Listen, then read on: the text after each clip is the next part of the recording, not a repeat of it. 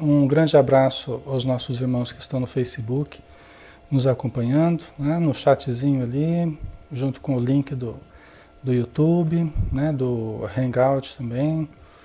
Então, um grande abraço a todos, pessoal. Vamos iniciar o nosso estudo, como nós sempre fazemos, com uma oração, né? Nós vamos convidar a todos para fecharmos os nossos olhos, elevando o nosso pensamento a Jesus e agradecendo, estarmos todos aqui participando, enquanto estamos no nosso corpo físico, enquanto podemos respirar neste planeta, nas vestes carnais, e podemos aproveitar a oportunidade que Deus nos dá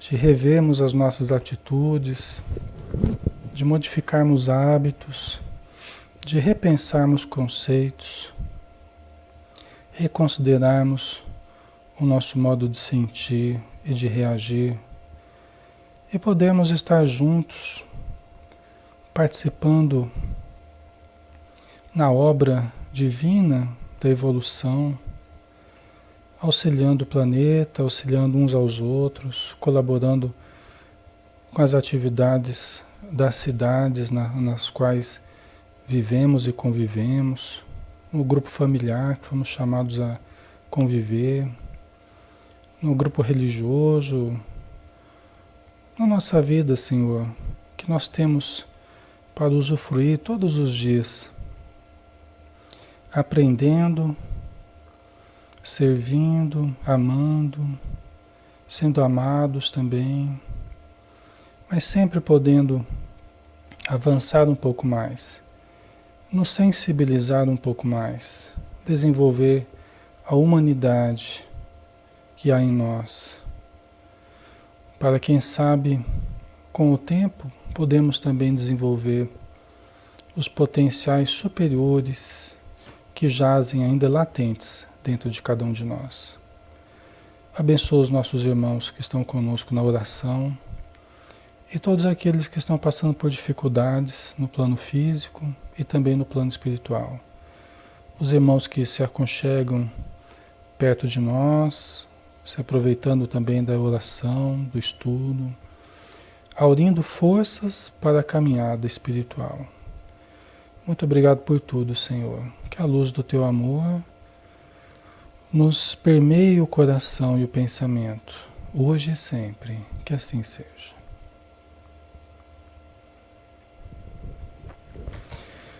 Muito bem, vamos então continuar nosso estudo, né? Espero que vocês estejam ouvindo bem aí. Tá dando para ouvir bem, pessoal, no Facebook que está acompanhando? Vocês, qualquer coisinha, vocês me dão um toque aí, viu? Se precisar alguma coisa aí. Muito bem, então nós vamos continuar hoje. Nós estamos conversando sobre o Evangelho de Marcos, né? Utilizando a versão do Haroldo Dutra Dias, a tradução dele, né, dos Evangelhos, tá?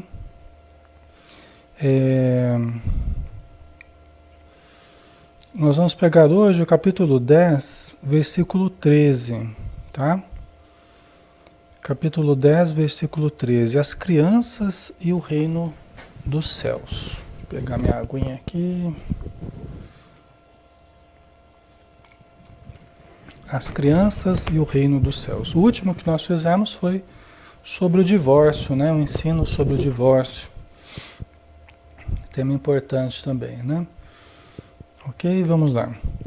Então, as crianças e o reino dos céus. Este tópico aqui, essa citação também está em Mateus, capítulo 19, 13 a 15, e também em Lucas, capítulo 18, 15 a 17.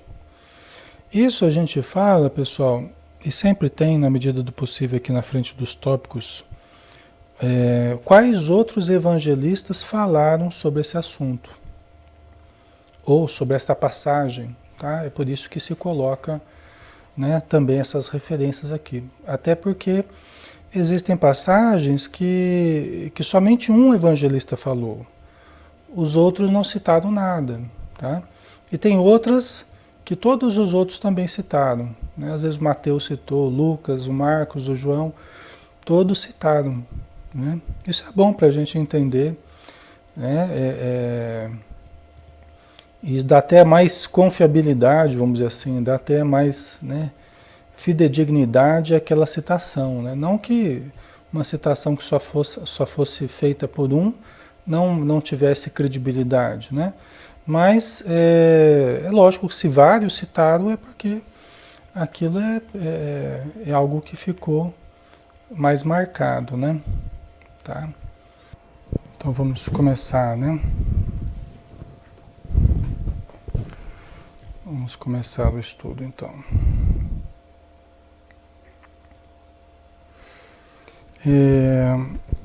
Então as crianças e o reino dos céus, tá? Traziam-lhe criancinhas para que as tocasse, mas os discípulos repreenderam eles.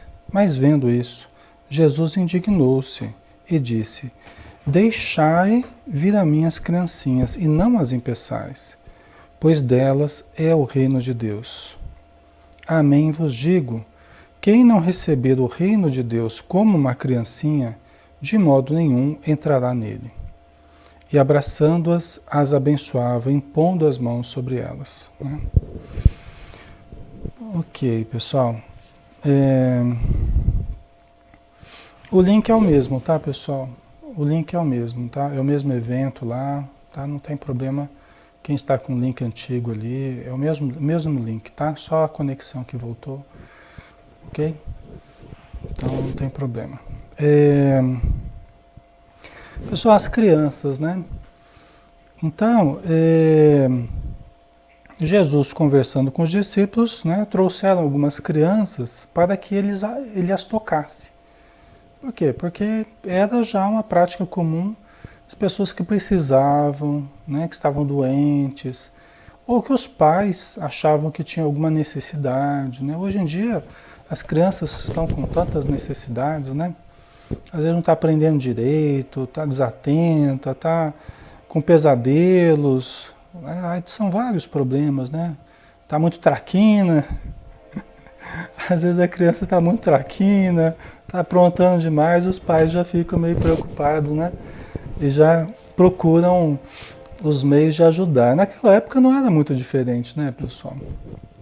Né? Sempre os pais estavam preocupados com os filhos e o que está acontecendo com o filho, né? De certo, levar as crianças para Jesus abençoar, para Jesus ajudar de alguma forma. E os discípulos repreenderam as pessoas que estavam trazendo as crianças. Porque as crianças e as mulheres praticamente não participavam dos cultos religiosos, né? Elas não frequentavam, não era coisa comum, não era permitido, né?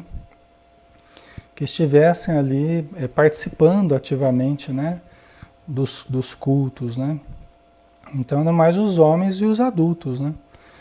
Então, os discípulos repreenderam, mas Jesus, o que ele fala, né? Vendo isso, Jesus indignou-se e disse-lhes: Deixai vir a mim as criancinhas, e não as impeçais, pois delas é o reino de Deus, né? Bom, depois a gente vê isso no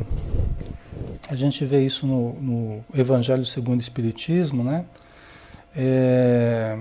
Falando que, na verdade, Jesus não estava dizendo propriamente que o reino de Deus é das crianças, né? Só porque é criança, né? Mas porque as crianças trazem ainda uma ligação, ele usou como um símbolo de pureza, um símbolo de espontaneidade, um símbolo de contato com o self, um símbolo do contato com a nossa realidade espiritual. Por quê? Porque a criança está mais ligada à realidade espiritual do que o adulto, frequentemente, tá? Porque o espírito reencarna, vem sob a forma de uma criancinha tenra, que vai crescendo e tem longos períodos aí, em que ela está mais ainda voltada para a sua realidade interna, ela está mais voltada para a sua realidade espiritual do que propriamente para a realidade material. Inclusive, todos nós temos um período muito delicado, que é o período inicial da reencarnação. São até os 7 anos de idade, na verdade até uns 14 anos de idade, né? Na verdade até a puberdade, né? É um período muito crítico da reencarnação, porque o espírito não está muito bem enraizado na matéria. O organismo não amadureceu suficientemente ainda, ele não criou vínculos muito fortes com a matéria, com o trabalho, com o casamento, com um monte de coisa que só com o tempo nós vamos realizar. Então é um período em que nós estamos muito mais em contato com a nossa realidade profunda e menos em contato com o ego. É um contato que vai aumentando cada vez mais o ego, né? O contato com o mundo de fora, com a realidade exterior, né? Ah, Tânia, né? Mas daqueles que tivessem o coração como o das crianças, né? Exatamente. Esse contato com o seu sentimento. A criança, ela tem um contato com o prazer, ela tem um contato com o seu desejo, com a sua alegria, tá? Então a criança está muito mais em contato com tudo isso, né? Com o prazer, com o desejo, com a alegria, né? Com a espontaneidade, que é resultado do contato com o self, da realidade espiritual. Você vê como é interessante, né, esse contato com o self, porque a gente não vê muito problema nas coisas, né? A gente acredita, a gente confia, não é? A gente tem mais humildade em contato com o self, né? A criança é mais humilde, mais simples, não é? Então, isso tudo demonstra, né, o que Jesus falou aqui, né? O reino de Deus, como ele disse aqui, né? Pois delas é o reino de Deus, né? O reino de Deus está dentro de vós, é o self. Se você entra em contato com o self, você está entrando em contato com o reino de Deus. É que a gente fica sempre imaginando o reino de Deus, o reino dos céus, como expressões exteriores, né? E há essas expressões exteriores também. Existe o plano espiritual, claro, o plano espiritual inferior, o plano espiritual superior, né? Então existe essas expressões, mas como manifestações justamente do nosso interior, né? Você junta um monte de pessoas que estão bem, você tem um plano superior, né? Você junta um monte de pessoas que estão mal, né? A porção de pessoas que estão em desarmonia na vida espiritual, você tem um umbral criado, né? Como manifestação do interior das criaturas, né? A Tânia não guarda rancor, exatamente, né? Então, é lógico que às vezes a gente vê crianças que estão em situação muito problemática também, né? Mas frequentemente porque elas trazem, porque o espírito traz de outras encarnações situações muito problemáticas que acabam se manifestando logo cedo, dependendo da criança, né? Do espírito que vem, ou porque a situação em casa está muito complicada, né? Então, geralmente, essa situação da situação em casa, esses problemas domésticos, né, os pais que não estão sabendo bem conduzir e tal, aí faz com que a criança, às vezes, desenvolva uma depressão infantil, que tem aumentado muito, né? Esteja vivendo muito pesadelo, muita situação, né, de inibição. Então, isso existe, mas frequentemente como manifestação de um problema doméstico, né? Um problema na educação, né? A criança, ela manifesta muito o sintoma da família. A criança é muito o sintoma da família. Isso, trabalhando com crianças, a gente observa bastante, né? A criança como sintoma do problema doméstico. Então a criança começa a manifestar porque ela não tem estrutura ainda para dizer exatamente o que ela está sentindo. Então ela não tem a estrutura que nós temos de linguagem, né, de vocabulário para expressar o que nós expressamos, a contrariedade dela, tal. Mas ela começa a expressar pelo comportamento. Ela expressa pela doença que ela desenvolve, né? Está sempre doentinha, está sempre irritada, está sempre, né, tendo dificuldades para dormir. Geralmente é a manifestação de um problema que está ocorrendo com a família, né? Às vezes as portas da casa estão muito abertas espiritualmente, por falta do evangelho, por falta de barreiras vibratórias. Então os filhos começam a sofrer o assédio de entidades que fazem parte do ambiente, pelo descuido dos pais, né? Pela falta de espiritualidade dos pais, tal. Então, assim, mas Jesus estava falando, acima de tudo, para as pessoas que lembram da sua criança espiritual, da sua criança interior, das pessoas que não perderam contato com a sua criança interior, não perderam contato com a sua alegria, com a sua espontaneidade, né, com a leveza, com a confiança, né? Então, com a pureza, né? Que a Tânia estava falando. Então, nós precisamos tomar esse cuidado. Porque nós vamos nos tornando adultos, vamos nos adulterando, né? Vamos nos adultizando e a gente vai perdendo o contato com essa criança.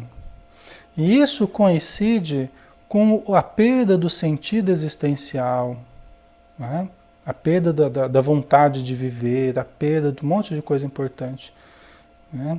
Que a gente vai perdendo. A perda da vontade de conviver com as pessoas, com os grupos, né? Então é muito importante, se nós estivermos vivendo essa situação, que nós comecemos a resgatar a criança. E para resgatar a criança, é muito importante nós começarmos a resgatar o contato com o nosso corpo, tá? O contato com as coisas que nos trazem prazer. Muito importante nós resgatarmos o contato com o prazer, tá?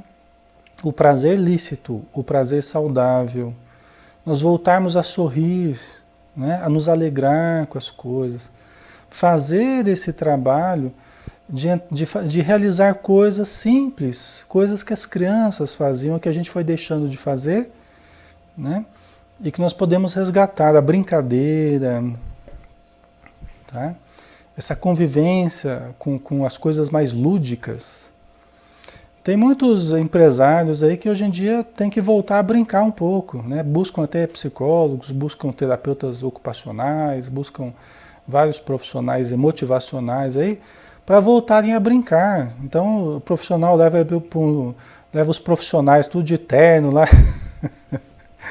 leva para um parque bem bonito para brincar de gangorra, para brincar de balanço, né, de aqueles brinquedos de criança, para voltar a sorrir, porque a gente vai ficando carrancudo, a gente vai ficando mal-humorado, a gente vai ficando tenso, né? Isso se reflete até no organismo, pressão arterial elevada, glicemia alta, né?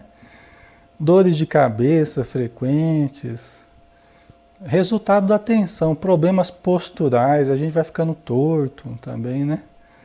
Então, é muito importante esse contato com a criança, né? E aí, as pessoas entrando em contato com a criança, elas começam a sentir o prazer novamente do contato com o self, da energia divina, porque o que nos sustenta, pessoal, é a energia divina. O que nos sustenta é o espírito que nós somos, não é o corpo, não é a comida é só parte da coisa. Mas a nossa sustentação, na verdade, é do espírito, é do self. Quando nós perdemos o contato com o self, nós perdemos a energia. A pessoa não tem força nem para sair da cama. Tá? Então, nessa busca de resgatar a criança interior, nós passamos por várias situações, bloqueios, nós passamos por várias situações traumáticas que nos fizeram nos desligar. Né? Nos fizeram nos desligar, nos desconectar do self. Então, todo o trabalho de terapia, todo o trabalho de melhoria, pessoal, de reforma interior, que a gente tanto fala, reforma interior, na verdade é um trabalho de reintegrarmos-nos com o self. É um trabalho de nos reintegrar com o self. de lembrarmos quem somos, porque a gente vai esquecendo quem somos, a nossa realidade espiritual. Somos espíritos eternos. E todos os nossos problemas advêm do esquecimento de quem somos. Somos filhos de Deus, fomos criados para o amor, para a luz, para a verdade, para a paz, né? Essa é a nossa realidade. Quando nós perdemos o contato com essa realidade, aí vem o medo, a insegurança, aí vem a tensão, a dor. É o esquecimento de quem somos, pessoal. Né? Basicamente é isso. Então o que Jesus faz é nos lembrar quem somos. Né? Ele nos faz lembrar, olha, as crianças, elas guardam um segredo que vocês esqueceram. Né? Então lembre das crianças, olha a importância das crianças, lembre da sua criança. Né? Lembre do seu adolescente que existe dentro de você. Não é? Então lembre dessas coisas boas, dessas fases em que você valorizava mais o ser humano do que o dinheiro, você valorizava mais a amizade do que as conveniências, né? Então isso é muito importante, né, pessoal? É o grande segredo, né? Segredo para a gente estar bem, resgatar o prazer de viver, né? Resgatar o contato com a nossa criança interior, né? Isso é extremamente importante. Então, Jesus usou as crianças ali. É lógico que ele queria que as crianças estivessem ali, sim, porque as crianças geram alegria, né? As crianças geram, e geralmente quem tem muita dificuldade com criança é quem está com dificuldade com a sua criança. Quem tem muita dificuldade com o adolescente, na verdade ele tem dificuldade com o seu adolescente. Ou, trocando em miúdos ou falando de outra forma, nós estamos com dificuldade com aquilo que nós vivenciamos na infância, ou aquilo que nós vivenciamos na adolescência. Por isso que a gente rejeita a criança ou rejeita o adolescente. Porque ele nos faz lembrar do que nós passamos ou do que nós vivenciamos quando nós éramos crianças, quando nós éramos adolescentes. As brigas, as agressões que sofremos, as humilhações, os traumas que vivemos, as situações problemáticas que nós vivenciamos e não conseguimos processar muito bem. Tá? Isso geralmente é o que responde, é o que gera a nossa dificuldade em lidar tanto com a criança quanto com o adolescente. Tá? Então, quando nós estivermos com alguma criança ou com alguma dificuldade nesse sentido, nós devemos nos perguntar, puxa vida, né? O que essa criança, o que esse adolescente está despertando em mim? Não é? O que ele está evocando em mim? Que fase da minha vida, né? Que recordação negativa que ele está despertando em mim para eu estar com essa aversão, com essa dificuldade tão grande, né? Tá? A criança, ela tem uma coisa muito diferente também, né? A criança é absolutamente receptiva.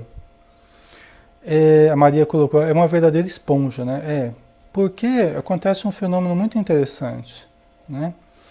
Acontece um fenômeno muito interessante. A criança, ela está praticamente em estado de hipnose constantemente, o tempo todo. Né? Isso é objeto de estudo. Quem estuda as ondas cerebrais, quem estuda as ondas beta, gama, teta, alfa, tal, né? A criança, ela até a puberdade, vamos dizer assim, se eu não me engano, né? A criança praticamente não manifesta as ondas beta, em pouca quantidade, tá? Que são as ondas que nós, adultos, utilizamos quase que o tempo todo, né? É a consciência de vigília que a gente chama, né? Então é como se a criança estivesse em estado alterado de consciência quase que permanentemente. Então a criança, ela não tem muito aquele filtro da consciência de vigília que nós temos, Então a criança recebe no inconsciente diretamente. Tudo que nós ensinamos, tudo que nós expressamos, a criança absorve no inconsciente dela rapidamente e sem filtro nenhum, tá? Por isso que é o período mais interessante para se instalar comportamentos, programações positivas para o sucesso espiritual, para o amor, para a caridade, para a melhoria íntima, para a compreensão, para o perdão. É a fase mais produtiva para a gente fixar comportamentos novos, né? As programações no inconsciente. É porque ela não tem esse filtro que nós criamos, que é o filtro do ego, né? É o filtro de toda a nossa razão aqui, né? Que é uma verdadeira barreira aí para os conteúdos atingirem o inconsciente, né? Então é muito interessante também nesse aspecto, né? Você vê quanta coisa que dá para a gente pensar nessa passagem aqui, né? Amém vos digo, quem não receber o reino de Deus como uma criancinha, de modo nenhum entrará nele, né? E se nós quisermos tratar os aspectos religiosos e queremos receber o reino de Deus, ou o reino dos céus, como absolutamente como um adulto, no seu aspecto mais problemático, vamos dizer assim, nós não vamos conseguir vivenciar essa realidade de fato. Vai ser só da boca para fora. Vai ser sem anuência do nosso coração, do nosso sentimento, sem anuência da nossa alma, vai ser sem alma. Aí a gente só cuida de burocracia espiritual, de burocracia religiosa, a gente só vai cuidar de dinheiro, de coisas práticas, a gente só vai cuidar de regras, de estatutos, a gente só vai ficar com a parte burocrática da coisa, né? Como diz o Espírito Veneranda, né? Numa das obras do André Luiz, o Espírito Veneranda fala para uma pessoa que chegou da Terra, né, no plano espiritual, em péssimas condições, né? Aí ela fala para ele assim, o seu problema, ele não é difícil de entender, não tem muita complexidade no seu problema não, é fácil da gente entender. Você cuidou demais do espiritismo prático junto aos homens e esqueceu da prática do espiritismo junto a Jesus. Né? Olha que interessante, né? Você cuidou muito do espiritismo prático junto aos homens, né? E quando a gente fica muito burocrático, só os aspectos exteriores da religião, né? E você esqueceu da prática do espiritismo junto a Jesus. Olha que bonito, né? Então, é isso que a gente a gente precisa estar conectado ao Cristo interno, ao Deus interior. Não estou falando que o Cristo é a mesma coisa que Deus, mas é que a própria Joana de Ângeles usa esses termos como sinônimos, né? O Cristo interior, o Deus interior, o eu profundo, o eu verdadeiro, tá? Então é isso, né, pessoal? E nós estabelecemos esse contato com o Cristo interno, né? Com o self, com o eu profundo, né? Se nós não recebermos, se nós quisermos receber o reino dos céus sem esse contato profundo com a nossa realidade espiritual, nós só ficaremos cuidando de burocracias sem aquela seiva espiritual que nos alimenta, que é energia. Nós temos que sentir, pessoal. Nesse estudo aqui a gente está fazendo, mas a gente tem que sentir. Não pode ser apenas palavra, né? Não pode ser apenas ouvir eu falar, nós temos que sentir, né? Então eu estou procurando falar aqui para vocês, mas procurando, na verdade eu estou sentindo aqui, eu sinto a energia percorrendo o meu corpo, eu sinto, né? Eu procuro entrar em contato com esse eu profundo, né? Lembrando das situações, lembrando das minhas situações, lembrando dos espíritos amigos, procurando sentir isso. Nós temos que sentir, né? Nós temos que exercitar o sentir, tá? É isso que eu estou tentando chamar a atenção de vocês. Tá? Nós temos que unir a emoção com o pensamento, com o sentimento, né? Esse conjunto que passa pelo nosso corpo, passa pelo perispírito, pelo pensamento, nós temos que viver esse momento com intensidade. Tá? Todos os momentos que nós vamos viver, nós temos que viver com essa intensidade. Sempre trazendo sentimento junto com o pensamento. Tá? É muito importante isso. Então, aí sim vai fazer sentido. Aí sim, o receber o reino dos céus, né, vai fazer um sentido. Porque nós vamos estar conectados com o nosso sentimento, né, com as nossas emoções superiores, tá, pessoal? Aí aquilo realmente vai fazer sentido para a gente, né? Quem não receber o reino de Deus como uma criancinha, de modo nenhum entrará nele, né? E abraçando-as, as abençoava, impondo as mãos sobre elas, né? Todos nós somos essas criancinhas, todos nós somos os necessitados espirituais, somos as crianças espirituais, né? Aí levando o termo na sua amplitude maior, somos crianças espirituais. Estamos engatinhando ainda na vivência desses conceitos, no entendimento desses conceitos. Nós estamos engatinhando ainda, né? Na compreensão do Evangelho, na compreensão da mediunidade, no exercício da mediunidade. Somos todos criancinhas no exercício da vida, da convivência, né?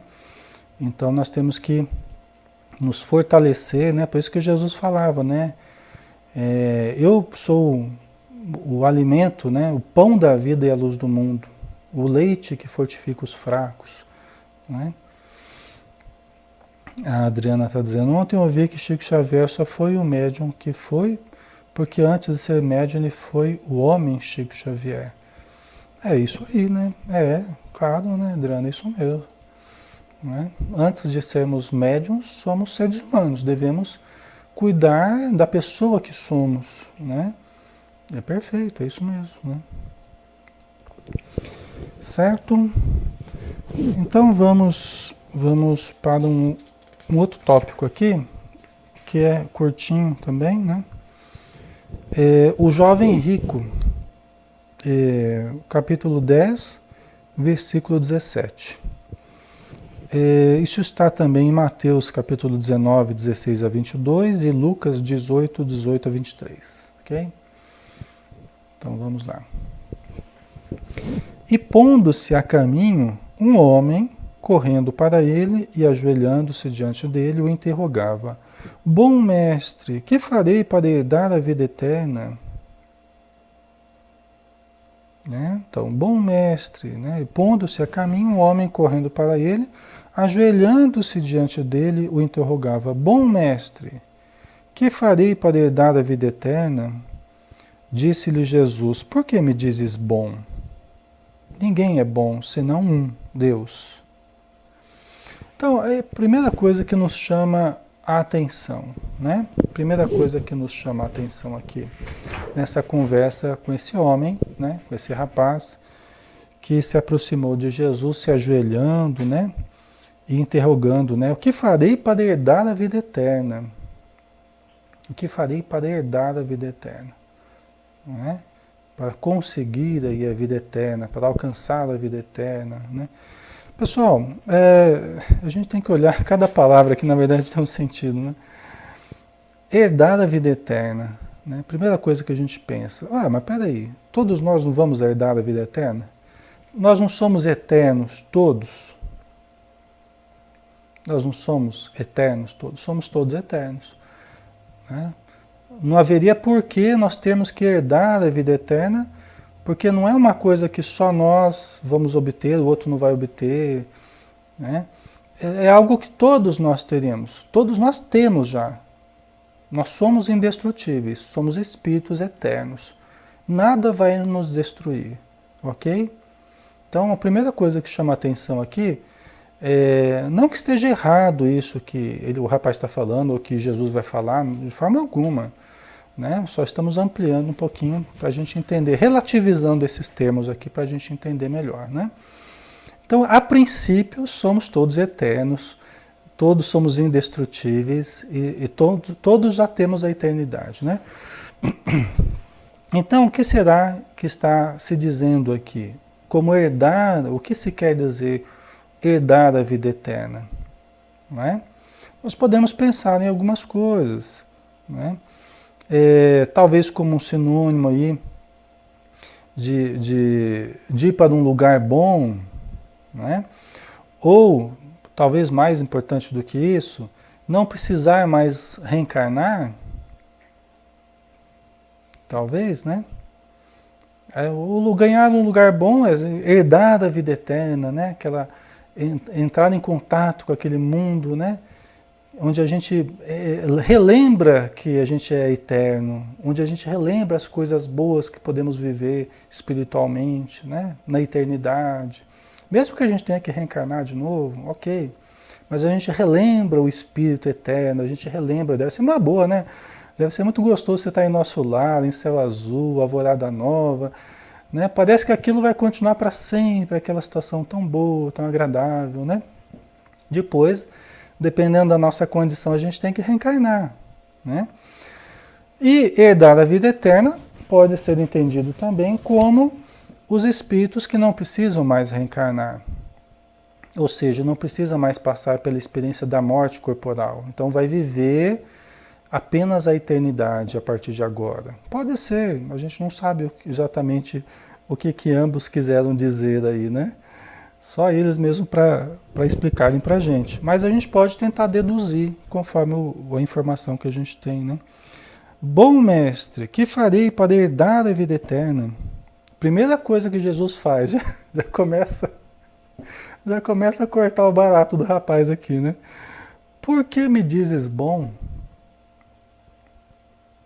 Por que me dizes bom? E olha que Jesus é bom, hein? Mas a primeira coisa que Jesus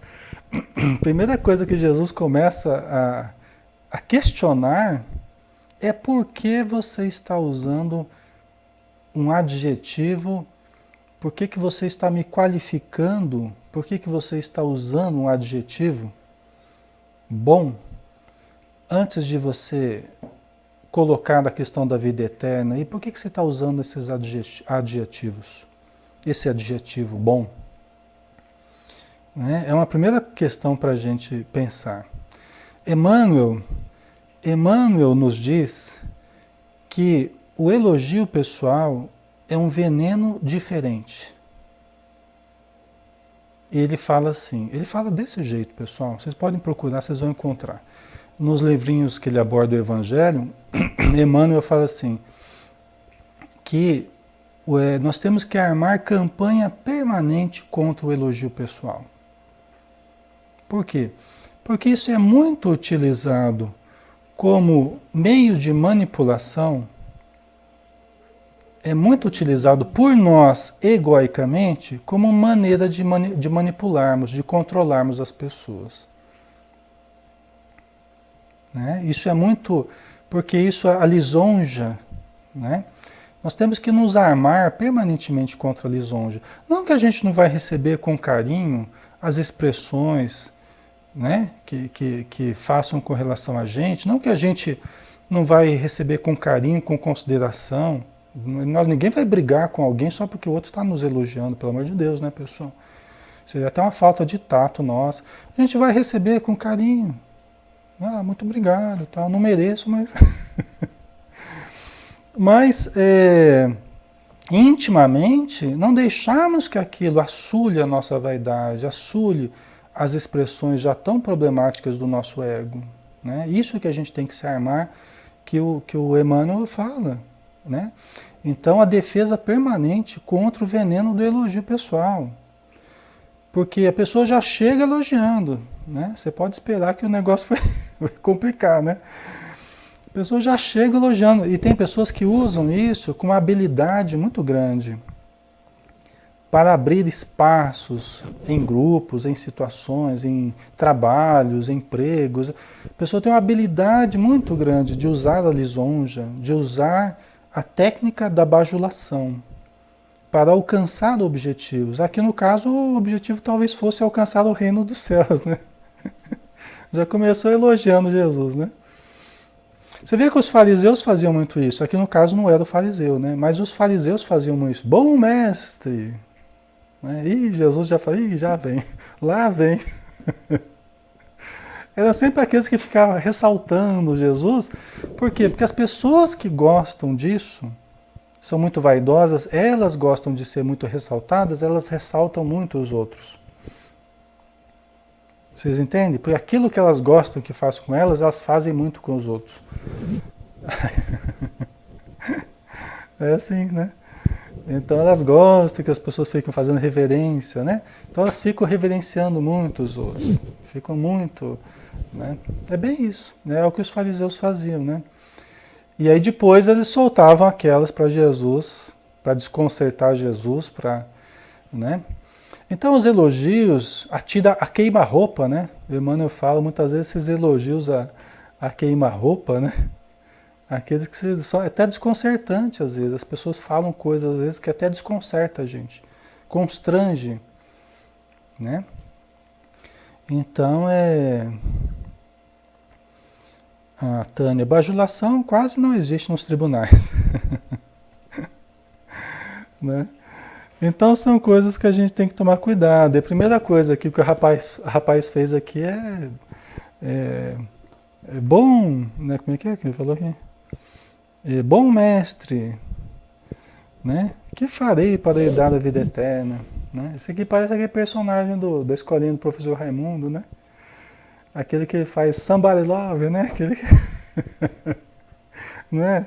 É bem um exemplo disso, né? Aquela pessoa que sempre levava um presentinho para o professor e tal, né? Falava, né? Tratava o professor aqui, né? Aí depois no final ele queria uma nota, né? Qual que é a minha nota, né? E às vezes o professor nem entrava naquela, né? E às vezes não entrava, era muito engraçado aquilo, né? Mas é bem um exemplo do que a gente estava falando aqui, né? Então a gente precisa tomar cuidado, né? Com esses adjetivos. Só lembrando mais uma vez, Paulo de Tarso, né? E um dos companheiros dele, quando entraram numa das cidades que eles, não sei se era Listra, eu não lembro, uma das cidades que eles iam pregar o evangelho, que eles foram tidos como Júpiter, não sei o que lá, como deuses, né? Dois deuses que tinham chegado na cidade. As pessoas estavam impressionadas. As pessoas estavam impressionadas com a oratória de Paulo, né? E achavam que eram dois deuses e falavam, elogiavam e tal. E o companheiro do Paulo ficou todo animado, né? Nossa, eles gostaram da gente, ó, estão chamando a gente de, estão achando que somos dois deuses aqui. Aí o Paulo falou, olha, eu estou muito preocupado, viu? Porque Jesus já foi o exemplo de sobra para nós, né? Ele entrou, numa semana, ele entrou reverenciado, elogiado e tratado, né? A pão de ló, vamos dizer assim, né? E no final da semana, estava sendo crucificado, né? Então ele ficou preocupado e não deu outra, né? Essa foi a cidade onde eles quase morreram, né? A Tânia está dizendo, é diferente da gratidão sincera, do reconhecimento, do carinho, exatamente, né? E isso tudo, né? Nós temos que saber lidar com isso, né? E saber sermos gratos, sermos carinhosos, atenciosos com as pessoas, né? Mas nós temos que tomar cuidado, né? Com os excessos de adjetivos, muitas vezes, que nós utilizamos, que não condiz com a nossa realidade, né? Às vezes a pessoa, você é uma pessoa maravilhosa, você é isso, você... O que diz isso para mim? Muitas vezes não diz nada, só diz do carinho que a pessoa tem por mim. Mas praticamente para mim, eu continuo sabendo onde o calo aperta, eu continuo sabendo dos meus problemas. E isso é muito complicado, pessoal, porque às vezes as pessoas nos ressaltam muito, e dá a impressão que você não tem defeitos. E eu fico até preocupado quando a pessoa começa a ficar muito animada, porque dá a impressão que você não tem defeitos. E daqui a pouco seus defeitos aparecem, porque é normal que nós temos defeitos. E os nossos defeitos aparecem. E aí a pessoa que ficou muito animada, ficou muito nos exaltando muito, aí daqui a pouco ela está decepcionada. Fiquei profundamente decepcionado com o Alexandre. Eu não pensei que ele fosse assim, mas eu sempre fui o que sou, né? Mas assim, e continuo sendo a mesma pessoa, né? Mas é que às vezes as pessoas é que fazem um caminho excessivo de exaltação e depois elas acabam fazendo um caminho excessivo também de de desprezo que também não condiz com a nossa realidade. Vocês entendem, pessoal? Nem o exacerbado crédito que nos dão e também nem o exacerbado desprezo, às vezes, que acabam nos dando. Aí você vê que é um movimento da pessoa. O seu movimento continua o mesmo. Você é o que você é, você continua sendo a mesma pessoa. Mas é a pessoa, às vezes, que buscava um salvador, buscava um alguém perfeito que não encontra na gente. É lógico que não vai encontrar na gente. E por isso que eu não costumo sustentar muito essa situação. Né? Eu não costumo sustentar, não costumo alimentar muito isso. Isso que o Emmanuel chama a nossa atenção. Não alimente. A ilusão é da pessoa, mas não cultive essa ilusão você. Saiba quem você é, esteja ligado ao seu self. Né? Saiba quem você é e não se deixe encantar pelo encanto que a pessoa tem. Né? A Alexandre... não. Deixa eu ver aqui mais aqui. A Tânia, mas a amizade sabe que o outro tem defeitos. Exatamente, né? É importante, né, Tânia, no cultivo das nossas amizades, tá? Nós temos essa lucidez. Cada um de nós está ligado à sua realidade profunda. Para cada um de nós não cultivarmos ilusões. Se não cultivarmos ilusões, aí a amizade vai muito bem, o respeito um ao outro. Saberemos que uns têm defeitos, outros também têm. Saberemos compreender os defeitos uns dos outros. Aí tudo vai tranquilamente, né? Então é só a questão de não cultivarmos idolatria, né, Adriana? Temos que aprender a controlar o ego. Isso mesmo, Maria, né? A vida inteira espiritual, a humanidade sempre fez isso. Sempre criou ídolos de barro e sempre viu os seus ídolos se quebrarem no primeiro impacto, né? Então nós não temos que ficar reproduzindo o mesmo modo de fazer, os mesmos equívocos que já criamos tantos séculos aí, né? Criando ídolos de barro que logo se quebram, né? E aí muitas vezes as decepções, as frustrações, né? Os abandonos, né? Os abandonos emocionais que não se justifica também, né? Porque é mais o fruto do nosso equívoco, né? Porque muitas vezes nós exacerbamos na exaltação, depois caímos no desprezo, aí abandonamos o outro porque não era quem a gente pensava. Mas aí é uma sequência de erros que a gente comete, né? É uma sequência de erros, né? Você vê, Jesus não tinha ilusão nenhuma. Os discípulos tinham ilusões. Nós hoje temos ilusões. O Jesus não tinha. E por isso que ele não abandonou seus discípulos. Um negou Jesus, o outro fugiu, o outro... Mas Jesus, como ele não tinha ilusão nenhuma, ele estava ali. Quando Judas foi levar os guardas lá para prender, ele chegou para Judas, Judas beijou seu rosto. E Jesus ainda fala, aqui vens, amigo, aqui vens, amigo. Ainda chamou de amigo, sabia o que Judas estava fazendo e o chamou de amigo. Né? Depois levantou Pedro após a traição, após a negação. E cada um deles ele foi socorrendo, né? da forma necessária. Né? Justamente porque ele não tinha ilusões. Né? A Tânia, tem pessoas que a gente ama, embora discorde de várias posturas da pessoa. Sim, é isso mesmo. A Maria, por isso a importância dos estudos, né? É isso aí, pessoal. A importância da gente estar atento a esses aspectos, né? Estarmos sempre lembrando desses aspectos para que a gente não incorra nos mesmos erros, né? Aí, continuando aqui, para ver se a gente termina aqui esse tópico, né? Então, por que me dizes bom? Ninguém é bom, senão um, Deus. Então, Jesus não estava, na verdade, ele não estava querendo dizer que ele não tem qualidades, ele não está indo contra isso. Ele está rebatendo, ele está relativizando o mecanismo que o jovem está usando com ele. Por que você está tentando me lisonjear? Bom, só Deus. É lógico que ele sabia que ele tem bondade dentro dele, que ele tem um monte de coisa. É lógico, Jesus é consciente da sua própria condição. Tanto que ele falava, eu sou o filho do homem, eu sou filho de Deus, eu e o Pai somos um, aquela situação toda, né? Mas ele não estava falando da falta de qualidades dele. Ele sabe das qualidades dele.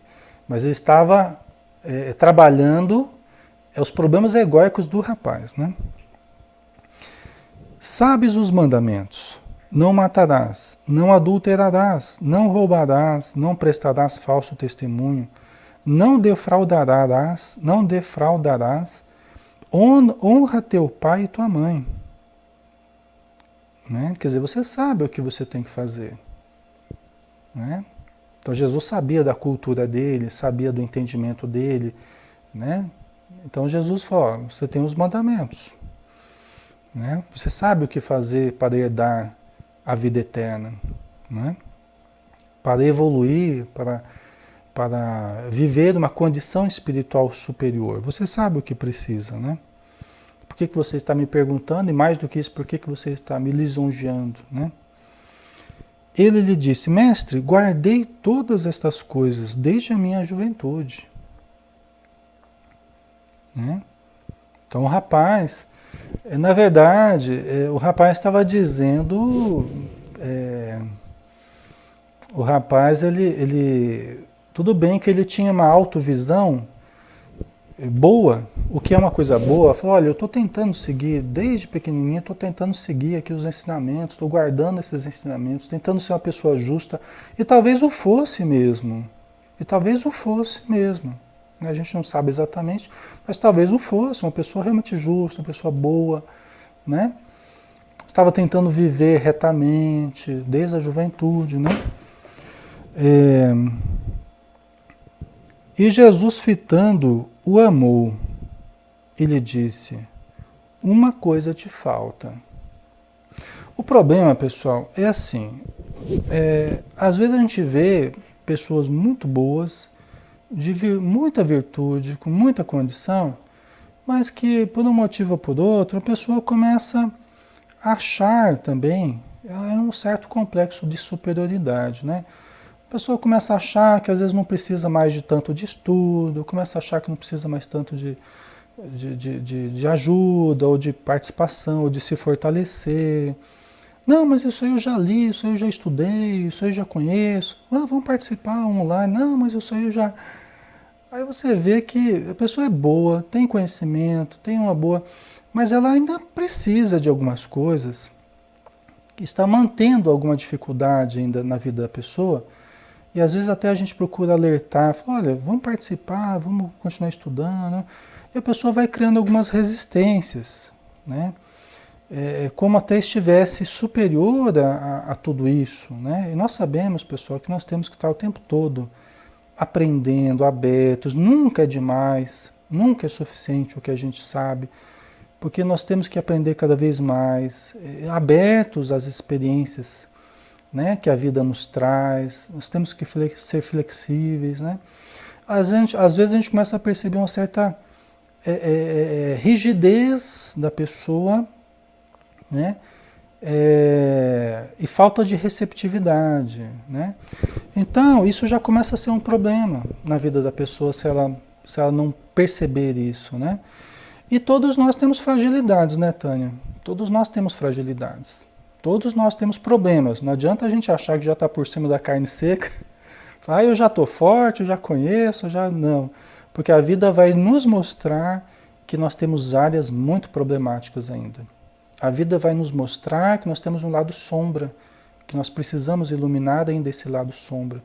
O desconhecido para nós, que nós ainda não percebemos. Então a vida vai colocar obstáculos que nós vamos nos deparar com certas fragilidades, né?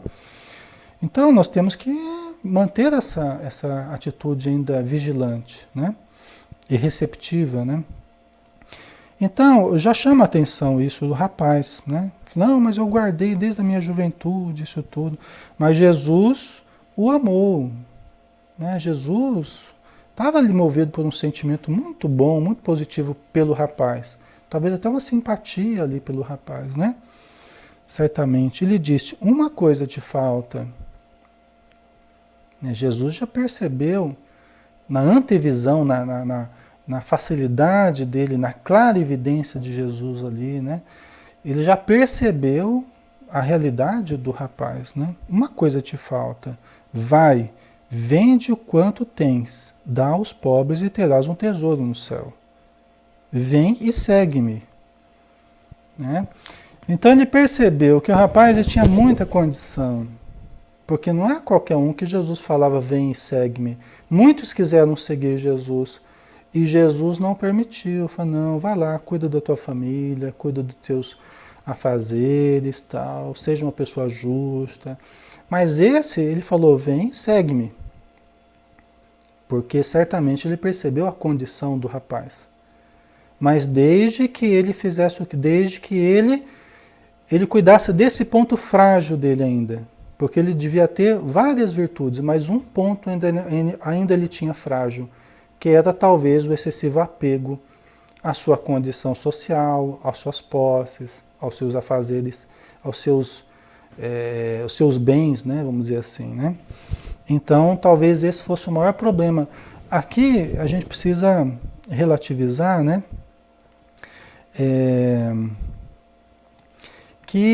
Não é, Jesus não está traçando um padrão para a humanidade não, tá pessoal? Isso aqui até os espíritos chamam a atenção, né? Jesus chama a atenção, os espíritos chamam a atenção de nós para esse aspecto. Jesus não está traçando um padrão para a humanidade aqui, tá?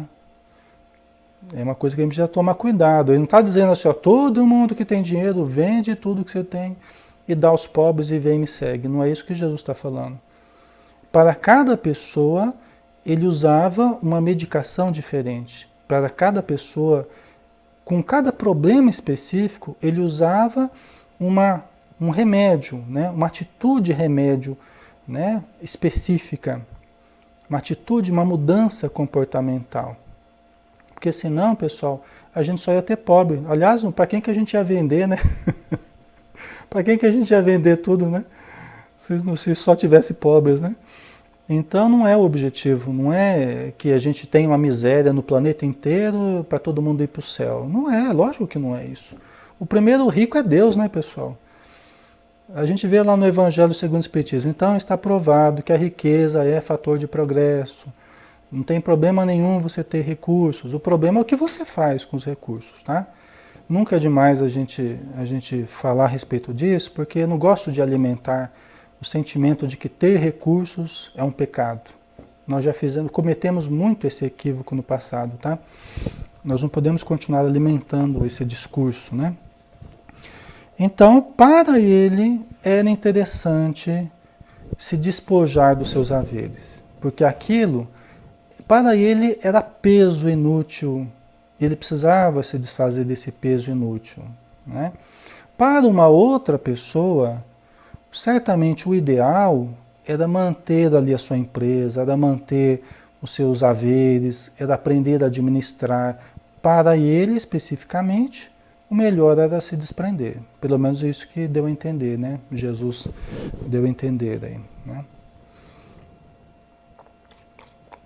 Então a gente tem que tomar esse cuidado também para a gente não generalizar demais, tá? Nós temos que contextualizar as situações aqui para que a gente não se equivoque, né? Então, uma coisa te falta, vai e vende quanto tens, dá aos pobres e terás um tesouro no céu. Vem e segue-me. Ele, pesaroso, pegou no ponto fraco, né? Né? Pesaroso por causa desta palavra, saiu entristecido, pois era possuidor de muitos bens. Né? Para muitas pessoas, o grande objetivo seria manter, aprender a administrar, mas saber renunciar, às vezes, a um momento de lazer, saber renunciar a um momento onde pode gastar o seu dinheiro para ir fazer a caridade. Né? Hoje, muitas pessoas vivem isso. Né? Não que elas tenham que viver como pobres, né? Tem muitos recursos, mas tem que aprender a dividir o seu tempo entre o trabalho, entre a